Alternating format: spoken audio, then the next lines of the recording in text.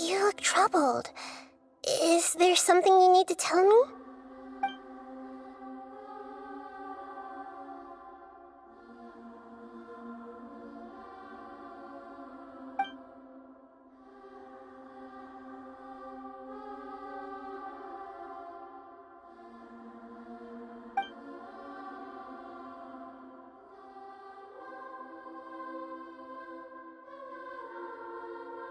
Traveler? Hey, what's wrong? You look so upset.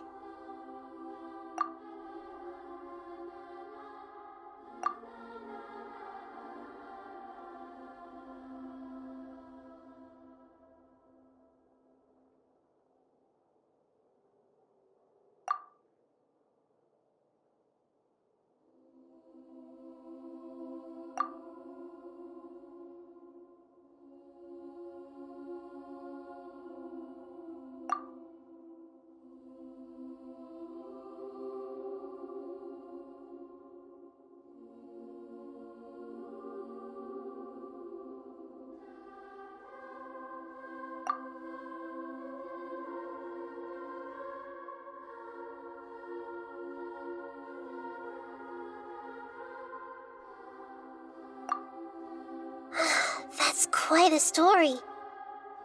So, this puppet known as the Balladeer erased himself from Irminsul, hoping that he could change the past.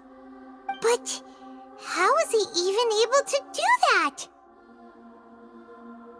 As the Traveler said, he very nearly became Sumeru's deity. Admittedly, I remember it a little differently. I don't recall finding anyone inside the machine after we defeated it. Nevertheless, it does make sense. If someone were to successfully erase themselves from Irminsul, the world would change to reflect the new reality. So, you believe this person really existed, and we just don't remember him because... well, because he literally changed the world? Yes. Theoretically speaking, it is possible to do this. But I'm struggling to imagine the kind of person who would dare go through with it. The Traveler comes from a world beyond to that. That's why there's no information about him in Irminsul, and it also explains why any changes to Irminsul wouldn't affect him. So if there's anyone in the world capable of retaining memories from a past that has been rewritten, it's you. It's quite incredible when you think about it. Paimon's having a hard time understanding this Balladeer guy's motivations. Why did he do it? I can only make inferences based on the information we've been given. As for what kind of person he was, only you remember that.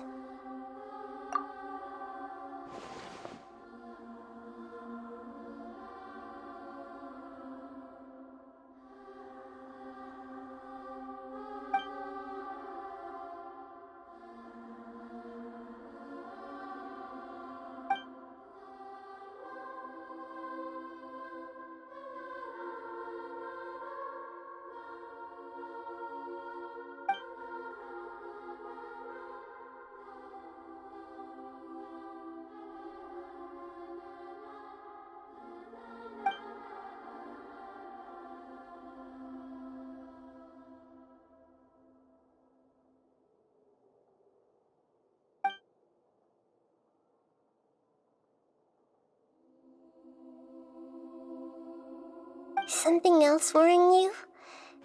Something that you can't share? It couldn't change the fate of the ones who had died, right?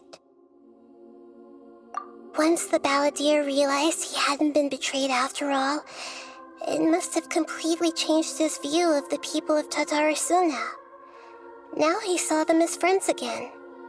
He couldn't keep hating humans after that, and if he thought there was a chance he could save his old friends, it would be hard not to try. The story makes sense, every part of it. The Balladeer tried to achieve godhood with the doctor's help. He was unsuccessful, but retained the power to connect with Irminsul. That power then enabled him to change what was recorded in Irminsul and erase himself, even though he didn't have much strength left. Yeah, it does make sense, but it still ended in tragedy for his friends. It just feels so hopeless. He gave everything to do this, but it seems like he got nothing in return.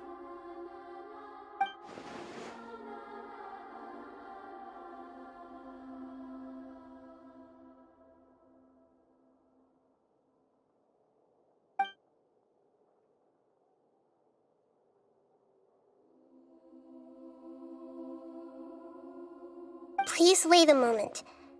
I want to check something. Found it. This should be the one. It turns out that I have a strange way of confirming everything he has told us. What is it? A record from a personal collection. It was tucked away in a corner. You should take a look.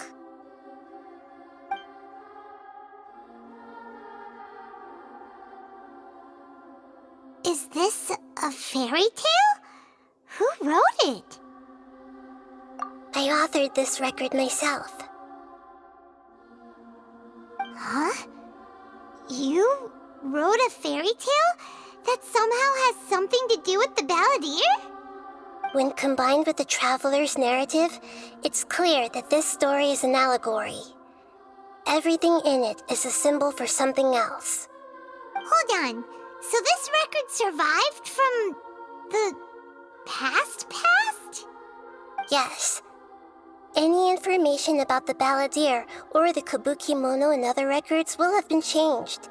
But I wrote this story in a way that means it was left intact. Changing the information in Irminsul changes to that.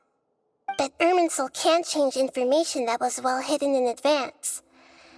I guess I must have written this story as a backup before the Balladeer entered Irminsul. That's incredible! What a great idea! And sending the Traveler into Irminsul with the Balladeer must have been a further precaution. I knew he'd remember everything. This story is abstract enough that it still resonates with the present information recorded in Irminsul. But if we connect all the different pieces together, the true story that emerges is the one he told us, the now erased life of the Balladeer.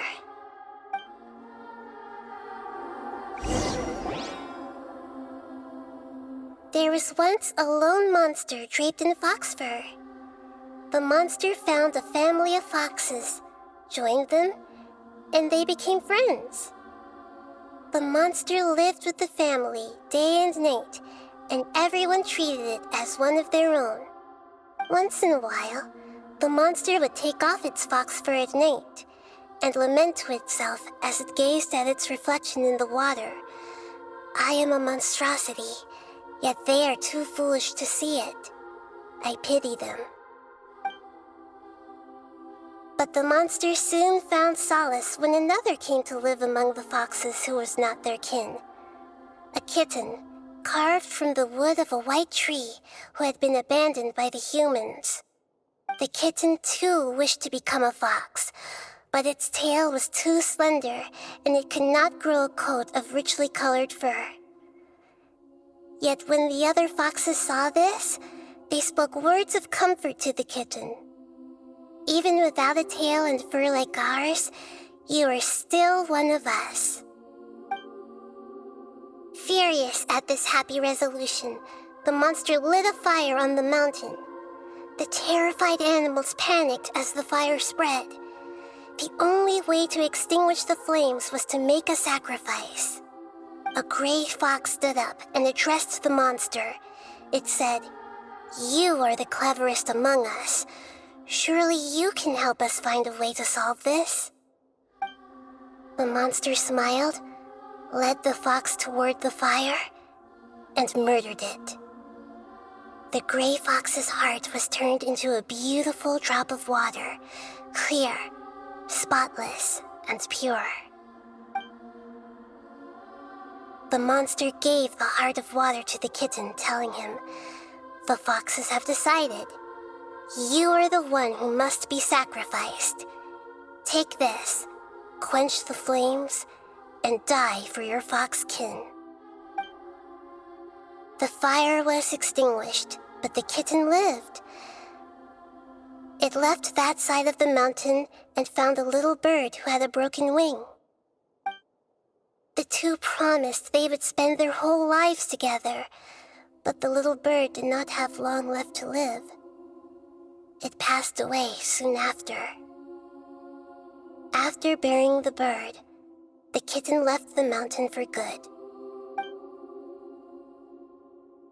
Never again would it cherish a single creature nor a single blade of grass that stood on that mountain. The kitten spent the nights wandering aimlessly, gnashing its teeth at the moon. How it wished to swallow the moon and devour the moonlight. If the world could only return to darkness, then it would finally be peaceful and content. I will become the new moon, the answer to everything. Then, no one will know that there were once birds, foxes, and cats in this world. And no one can know that they were different.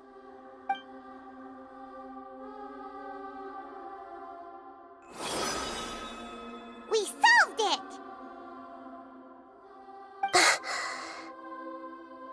I remember now.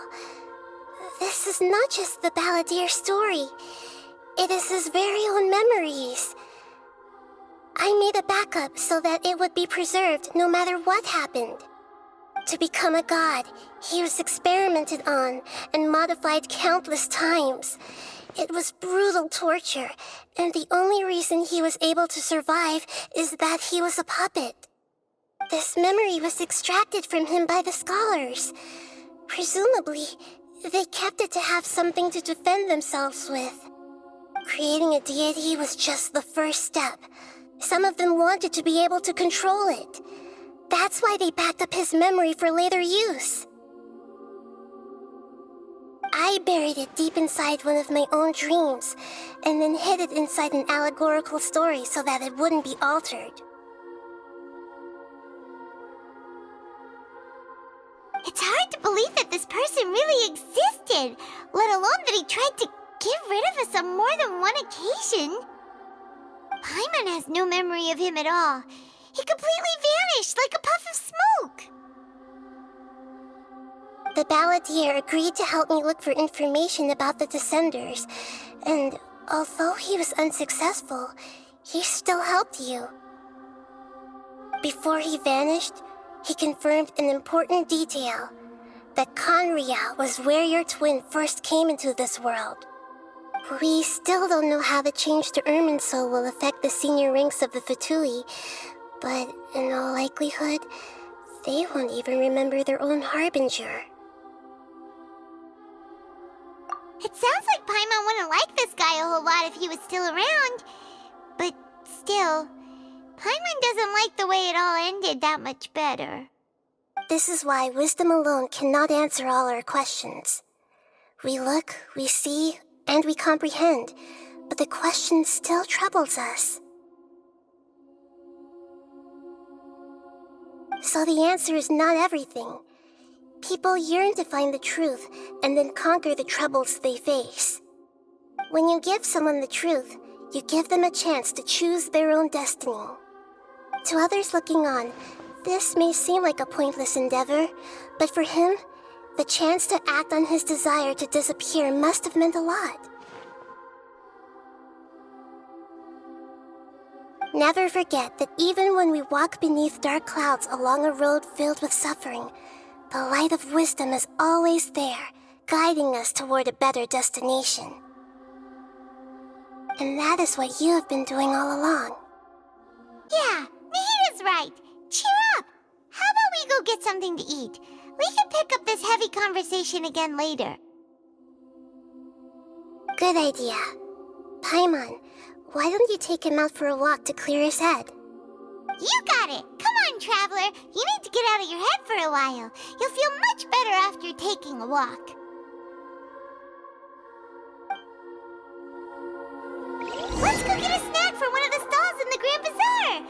be sure to lift our spirits. It must be really tough being the only one who remembers all that, but Paimon's always here to help cheer you up. There's a few things I'd like to look into. You should go take a walk and try to unwind.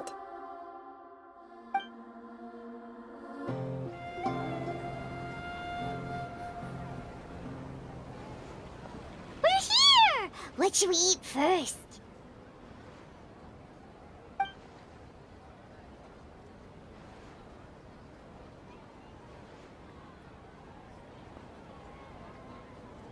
Hey, are you gonna answer or what?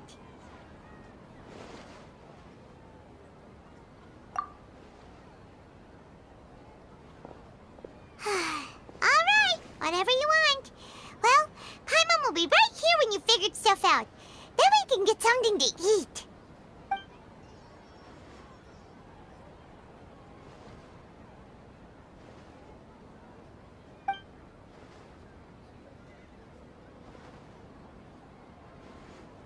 What is it? Have you figured it all out?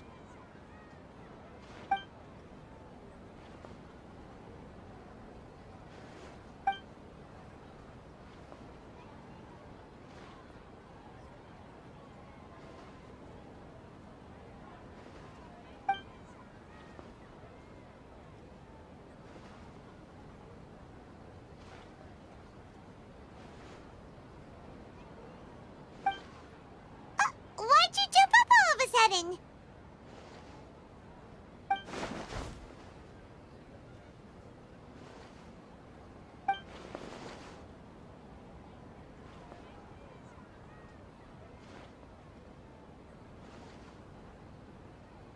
Excuse me, boss. There seems to be a small problem with the last bill. Look, here.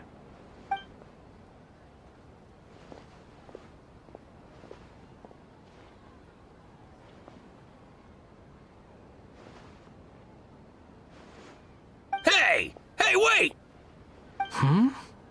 You mean me? No, not you. That kid! Didn't you see?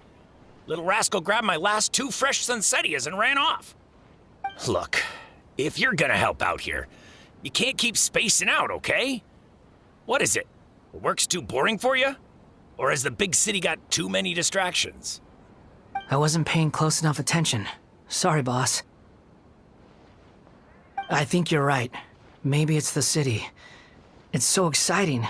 It can be hard to focus. Who's that guy? You know him or something?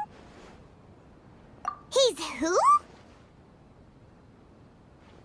You're a strange one, kiddo. You say you don't want any money for helping out here, and then when I actually give you some work to do, you keep letting yourself get distracted. I don't want to take advantage, so I'm happy to pay you what I'd pay anyone else. But if you keep acting like this, pretty soon I won't be able to afford to. No, please. I mean it. You don't need to pay me anything. I'm just so thankful you agreed to take on an outsider like me. You're welcome, I guess. But I got bigger things to worry about. Look, we're all out of Sunsetias, and I promised the lady down the street I'd deliver a fruit bowl this evening. Leave it to me. I'll find some more. Just a moment. I'll be right back. Stop. I'm gonna level with you, kiddo. I've never met a worker who said they didn't want a wage before.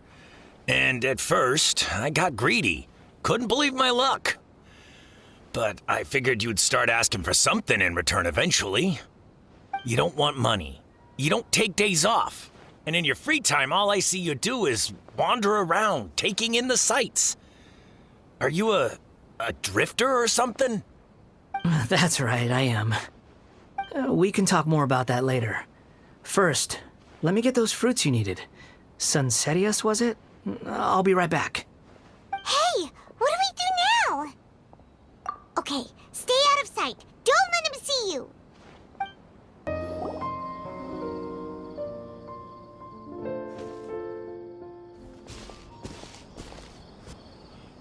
Yeah, this'll do. Even though you say he's the balladeer, what are we planning on doing? Stealing his Sunsetias? Isn't that a bit too cruel? Oh, alright. This should be enough.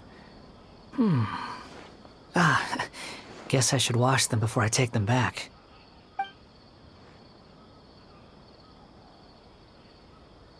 Huh? You two over there.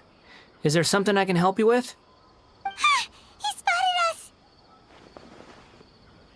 You've been following me all the way from the city. I'd have to be blind not to notice.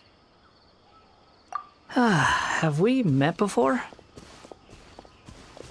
No, we haven't met. But you know me?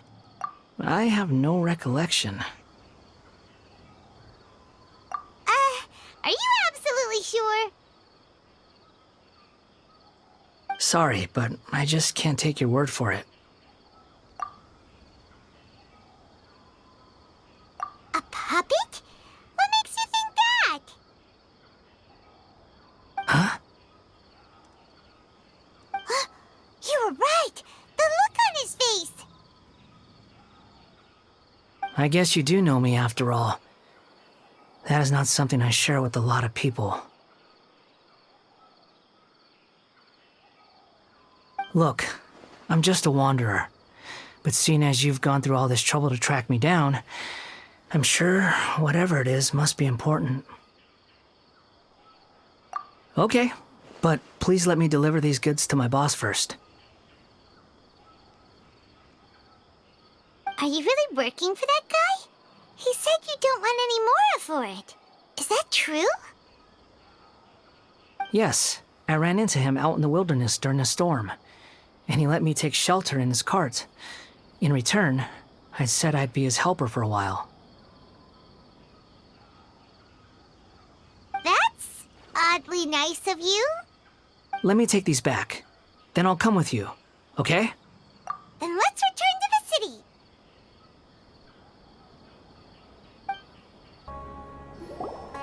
Here you go, boss. I'll leave them right here.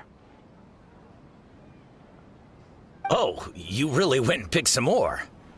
Who are these two? Something's come up, and they need to borrow me. Sorry, boss. I'm afraid I'll be away from the stall for a while.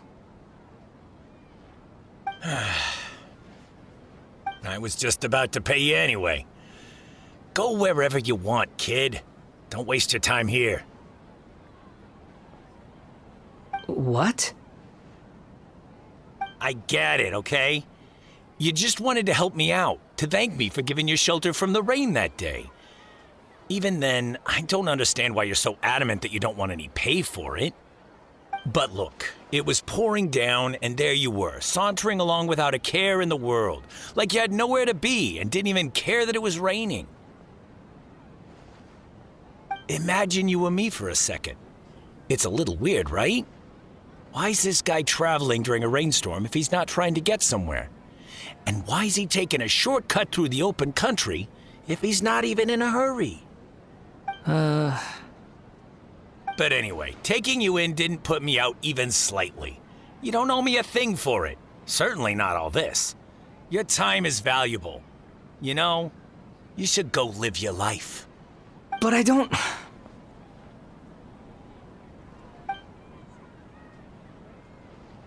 No, you're right.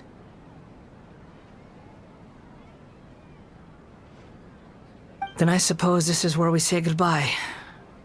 Thank you again for taking me into the city. Don't mention it, kiddo. I've run into all kinds of characters over the years. I just hope you find your path. Thank you.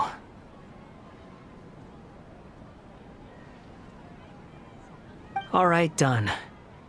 Thanks for waiting for me. We can go now. Nahida! Nahida! What's wrong? Huh? Are you? Hello. I do apologize for the sudden intrusion. We found this guy in the street, but he doesn't seem to remember anything. So, yeah, quite an eventful walk.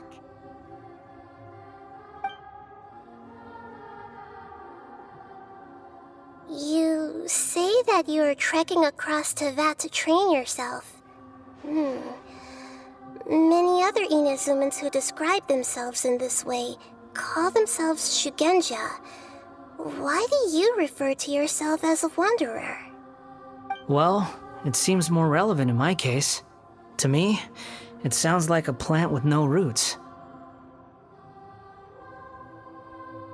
But these two claim that they know me, and that I have a hidden past unknown even to myself. I wouldn't call it the past, but rather... this is a difficult one to explain. I don't like to rely on using terms like this often, but in your case, it seems that it ought to be called, previous incarnation. Oh, like a past life or something? Yes, something far more distant than the past. So far away that you cannot perceive it. Okay, I have to ask. What was I like in my previous incarnation?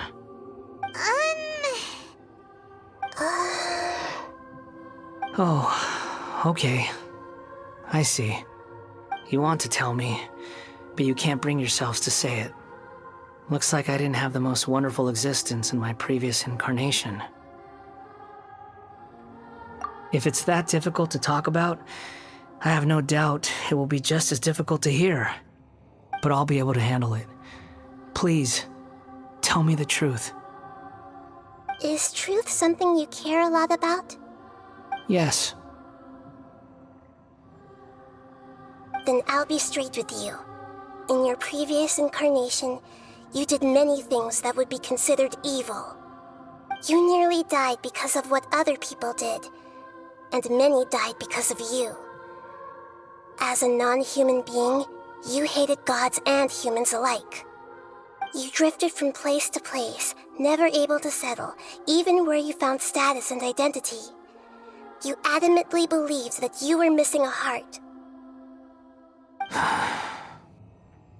Actions rooted in persistence sometimes bear bitter fruit. Sometimes, you have to let parts of yourself go, or you'll never be happy.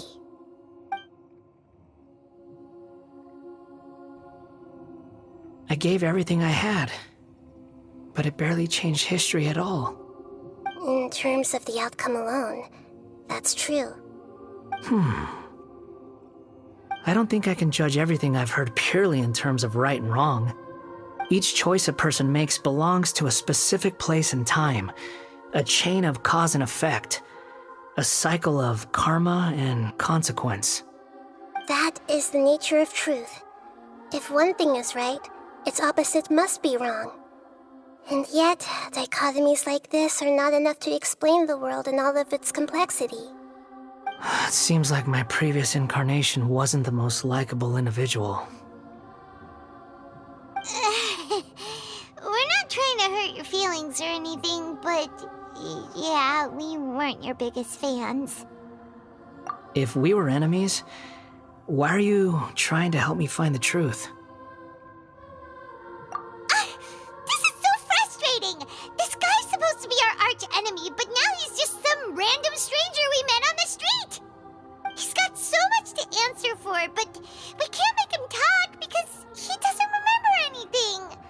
What a weird situation. Lesser Lord Kusanali, as the God of Wisdom, I trust that everything you told me must be true. Yes, it's all true. I can even show you the memories themselves, if you're willing. Please, I want to see them for myself. I want to experience my own transgressions. Even though it will cause your present self great mental anguish?